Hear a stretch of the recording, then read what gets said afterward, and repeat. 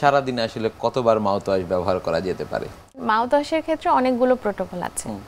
প্রথম প্রোটোকল হচ্ছে আপনি বললেন সারাদিনে কতবার ইউজ করা যাবে। মাউথওয়াশ বেসিক্যালি দুই ধরনের হয়ে থাকে, একটা হচ্ছে থেরাপিউটিক, একটা হচ্ছে কসমেটিক। তো কসমেটিকটা হচ্ছে নর্মালি আপনার ব্যাড ব্রেথ বা মুখের একটা রিফ্রেশমেন্টের জন্য আমরা ইউজ করি, তাও সেটা কিন্তু আপনি লং টাইম ধরে ইউজ করতে পারবেন না।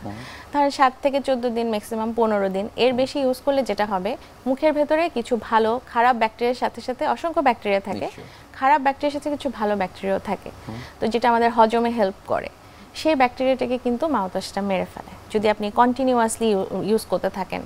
তারপর বার্নিং একটা সেন্সেশন হয়, এবং ক্লোরোহেক্সিডিন যুক্ত মাউথওয়াশ যদি আপনি লং টাইম ইউজ করেন তখন দেখা যায় দাঁতে স্টেইন পড়ে, আলসার সৃষ্টি হয়, এই ধরনের বিভিন্ন ধরনের প্রবলেম আছে। এবং যাদের মুখ ড্রাই থাকে, জেরোস্টেমিয়ার পেশেন্ট, এরাও কিন্তু মাউথওয়াশটা লং টাইম ইউজ করতে পারবে না, তখন দেখা যাবে যে হিতে আরও বিপরীত হবে। তো আমাদের পেশেন্টের কেস বুঝে আমাদের মাউথওয়াশটা দিতে হবে।